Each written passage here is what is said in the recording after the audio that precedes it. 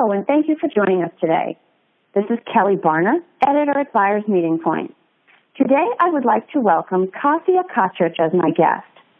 Kasia is the Risk Intelligence Director at riskmethods, a cloud-based supply chain risk management solution. Kasia is the lead human, if I can call her that forms a core part of the riskmethods risk intelligence service.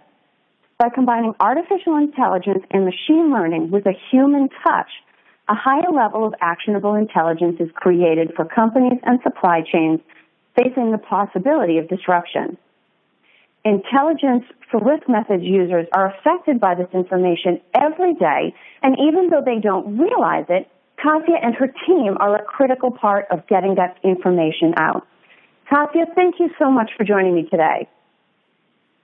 Thank you so much, Kelly, for having me today and for this opportunity to speak to this amazing audience.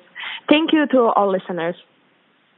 So if you don't mind, tell us a little bit more about how you work with and how you work alongside the technology available to help companies stay on top of constantly shifting risk conditions. Absolutely. I have to say, I really have a fascinating job at riskmethods. Actually, maybe on the side, I joined riskmethods 3 years ago for two amazing co-founders, Heiko and Rolf, and IT specialist Robert. I joined because we thought, or we still know, that risk intelligence part is one of the core products of riskmethods. As you mentioned, in our job or in my job, we have a ton of technology and humans working alongside every day for our customers. And as you can imagine, we live in the era of information. So there's a ton of information out there being created every day. Our task is to find the right information at the right time for our customers. Now, as you pointed out, there is so much news and information available today that most of us, whether it's sort of professionally driven information or whether it's simply the news from our local area or country, we are completely overwhelmed with information. And yet your job is to work with technology to make sure that it's only the critically relevant pieces of information that are actually flagged. So what kind of a filtering process do you use to handle this enormous mountain of information and really only pull out the relevant risk indicators? That's exactly as you said, Kelly. I see it as like an ocean of information out there.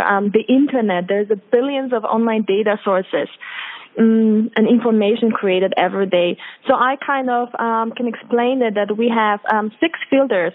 And first, very important one, or you can imagine it like you have news channel, right? And the information is out there. Our first filter is we have our customers who have their specific suppliers, their specific customers, if they want to monitor them as well. The locations like port and airports, important for them. So this is our first filter. We only monitor for our customers what they tell us that is important for them. Then we have a second filter, which we kind of can say market standard search engines like Google and Bing. So we filter this information through the second filter. And then we have less. Then we have artificial intelligence. This helps us to master big data searches. We want to be sure, this is also very important because we monitor the suppliers of our customers. That means that we monitor those names, and as you can imagine, the names can be very long, and it's not always how there will be the name written in the news. So that's why we have artificial intelligence, which help us to master those results. Then we have the fourth filter, which we call machine learning algorithms and logic, which help us to define which information is more relevant than the other one. So you can imagine that if you just did Google alerts, you will have all the information about your supplier. We talk about risks here. This is very important because we focus on the risk-relevant information. So we have this machine learning to help us to define what is the first we need to look at. And then we have the human beings to verify the information, to analyze and then enrich the information. So if we, for example, have an earthquake, the team of people will analyze the situation, will create what is the radius, and this helps to define which suppliers sit in the radius of this earthquake. So our customers receive what we call an alert. In this alert, they will have all the information, which of their suppliers, sub-tier suppliers, location might be affected by this event. And the goal is that whenever our customers receive an alert from risk methods, this means that information is relevant for them. It's a high severity because it is about their supply chain, their suppliers, their locations. So by default, customers tell me, Kasia, we don't receive many alerts, but whenever we receive them, we need to verify them. And this is our goal. Our goal is not to be another newsletter that we think it's nice to have for a week, and then after a week nobody looks at it anymore. Our task is to deliver this actionable, we call it, information for our customers. And so those are the 6 filters. And I think you made an interesting point just now when you talked about this idea of not becoming, just another newsletter, because you're not looking to add to that ocean of information that you're already trying to deal with. You're trying to literally pick out the tiny little pieces of information that the company has to have and get that to them with the right sort of frequency. From a communication standpoint, how have you worked through the process, and this is obviously not just you, this is sort of your whole team, in interacting with customers? The danger is that if you put through too much information, you get lost in the noise. And so how do you work through the right sort of frequency for reaching out? How do you establish levels of how serious something has to be before you issue an alert, so that you're literally delivering alerts when they must come through, but not adding to the noise that already exists? That's a great question, Kelly, and that's exactly what our customers tell us. So actually, our customers have a different level of maturity, and I can see when customers have many questions. Oh, why didn't I receive this alert about this earthquake in Japan? And after checking, we see that they have no suppliers in Japan. So from the first point of view, we might think, oh, I might know about that. But, there's actually more than 1,700 earthquakes with magnitude more than 5 every year. I don't think our customers want to know about all of them. They do want to know about the relevant alerts for them. So you're absolutely right that we look for this balance. So in our risk methods, what we call scorecard, we have around 80 indicators. 33 of them are in this daily monitoring. So we by default have a scope of what are the risks, so we define them. And then if it's about your supplier, if it's about your location, your customer, if we find this match, which has happening in the background for our customers, we always double check that, and then the alert is released. So it really depends whenever something happens, of course, for our customers. But our task, which customers don't see, this all happens in the background. 98% of the information that we see daily is actually the noise. It's a positive information. It is information about the company, but really not risk related.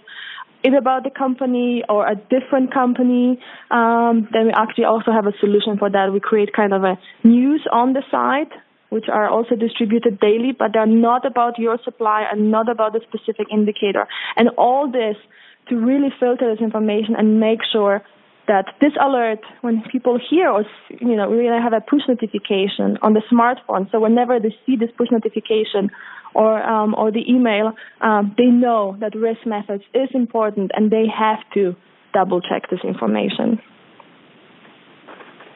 So, I guess related to the subject of, noise canceling and filtering, we've talked about the fact that these things happen and you have to sort through the ocean of information to find the pieces that are relevant.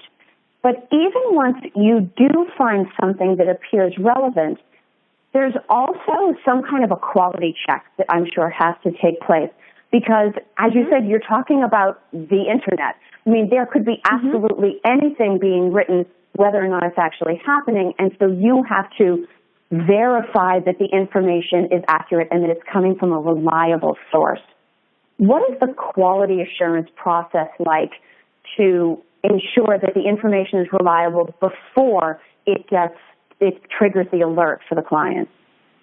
Yes, that's an important part, and that's why we believe this could not happen without the human touch at the end. So each and every alert that is generated to our customers go through our quality process, goes through our team to do those enrichments, to analyze, to make sure this is relevant and important and from valuable source for our customers. So this happens on the preg route. So our customers can be sure that this alert is important. It's actually worth to mention that the smaller the supplier gets, there's actually less information or will be published about this supplier because, for the media it's just maybe less relevant than Apple to have it on the front page. But, of course, for our customers, the small supplier might be as important as the big supplier. So that could happen. That could be only one source talking about job cuts at the supplier of our customer. So we also release this alert. But we also always make sure that the information is checked for the quality. Now, given that you're looking at this information globally and across industries, without identifying the specific companies that they went to, can you give me a couple of examples of things that, whether they actually made the main news recently or not, what are the sorts of events that for you trigger as risk indicators that then end up becoming alerts for clients? What are examples of the types of alerts that you pass through? Of course. So we have 33 indicators or kind of risk topics that we monitor. So of course, we all heard about the Hurricane Matthew in America. But actually interesting, I don't know how many, because I was in America when this happened at our customer day with our American customers. And at the same time almost, there was a hurricane in South Korea. To be honest, I didn't see it from the news or anywhere there. I saw it in our admin area from the information that was released to our customers. So there's a huge difference what we see, and I kind of see it as the iceberg. 90% of the information is not seen on the TV or internet just because it's not, eye-catching, because it's and 10% people would see anyway without our help. Our help is to define what is the radius of the event or do the matching if it's really this supplier and that is relevant for our customers. But just to answer your question, for example, I can think about, Samsung and how now it ended up that Samsung will have to decrease the revenue by 1/3 based on the phone issues. We also started, telling our customers about that in August when there were delays in putting the product on the market. So we really talk about also the signals. Whenever customers receive an alert from us, it doesn't mean that there will be a disruption. It means that very often that there is a signal that there might be an issue. So we kind of want to give our customers the insights into the future so they can take any action. It's not only when the earthquake happened, like lately in Italy. In that case, it's more about crisis management, and we help our customers to define which suppliers, sub-suppliers were affected by this event. But very often it's giving those soft signals, hey, there might be a problem here. It's worth to pay attention to this event. So you make an interesting point, and the Hurricane Matthew could not be a better example because it reminds us about why you really do have to have the human team as well as the artificial intelligence or the machine learning, because the machine doesn't know, let's say geographically, where it is from the perspective of news. The machine, is literally searching for what it's been told to look for everywhere around the world. And therefore, if, even though we function in a global world, there is still a tendency for news to be somewhat localized. So, no, I agree. Mm-hmm. Hurricane Matthew dominated the news here in the United States for several days. I don't think I read or saw a thing about a hurricane happening in South Korea at the same time, but that might have actually had more of an effect on my supply chain. Absolutely, that's exactly the case. Yes, the information would be by the region, and we forget about that. Of course, what happens in Europe, it's more highlighted in our European news, and America in the American news. So yes, we have a global coverage, and that's also very important to highlight that we really focus on our customers' supply chain. And in this case, yes, you said it perfectly. Many of our customers were actually affected by the hurricane typhoon in South Korea. But, of course, everyone was asking about Hurricane Matthew, even if they didn't have any suppliers there. So the point I'm trying to make is not everything what we see on TV relates to our supply chain, but we see this information. But then when we think about how many suppliers we have, how big our supply chains are and complex with the sub-tier suppliers, of course, as well, then we realize that, at the end of the day, we want to be notified if it's important for us. And that's why we focus mostly on filtering this information and just not forwarding everything what is out there. So, Kasia, as we wind down the conversation here, I think, not to overgeneralize, but most procurement supply chain professionals probably predominantly think of risk methods as being a technology platform. But it's clear that the human element and the content that gets created as part of your process is a critical piece of the value proposition to us as professionals in terms of the intelligence that it offers us. What are the different ways that people can interact with this content or get access to the intelligence so that it's not just software running for them predictably in the background, but is a more active part of their supply chain strategy? Mm-hmm. Yes, absolutely, Kelly. So even though we created a software, we thought, especially talking about risks, we want to make the risk transparent for our customers. So that's why we do this online monitoring. So we want to make all the risk transparent for our customers. However, to enrich our service and to make it even more and give our customers a holistic view and make it even easier for our customers, we partnered, we formed a relationship with our partners. So those are world-leading databases, content providers, basically, which help us, and those would be, for example, reinsurance companies or rating agencies, sanctions check organizations, or compliance providers. We partner with them, and we pre-integrated the data sources and have it at a very affordable price for our customers. So this helps our customers to have even more information in one place when they start with risk methods.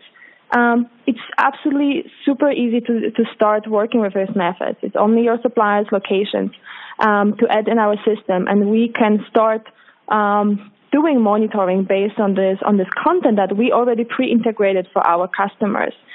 We also actually have what we call risk research requests. So whenever the customer is on the go, hears something, sees something, and is not sure if this is relevant for his supply chain, if there is a risk, for example, an earthquake happened somewhere, or the company went bankrupt, or the company has a bad financial situation, he can request a research, and our team will immediately get to this, and if it affects our customer, there will be an alert released. So we really have to look at risk methods as a wonderful also content provider that helps and makes it extremely easy for the customer to start doing ongoing risk management. Well, there's no question for anybody that turns on television or picks up the newspaper, there are more things going on any given day somewhere in the world than we could possibly keep sight of by ourselves. And so access to intelligence is clearly something that is critical for supply chain professionals, whether they are functioning regionally or globally. The fact of the matter is there is more going on than we can invest the hands-on time to track. Kasia, thank you so much for joining me today and sharing all of the insights and the human backstory that make supply chain risk management possible. Thank you, Kelly, and thank you to all listeners. And thank you as well to everyone who has joined us for this BMP Radio podcast. Please feel free to share your comments and feedback on this conversation, as well as to share it with anyone from your network that you feel would benefit from the information.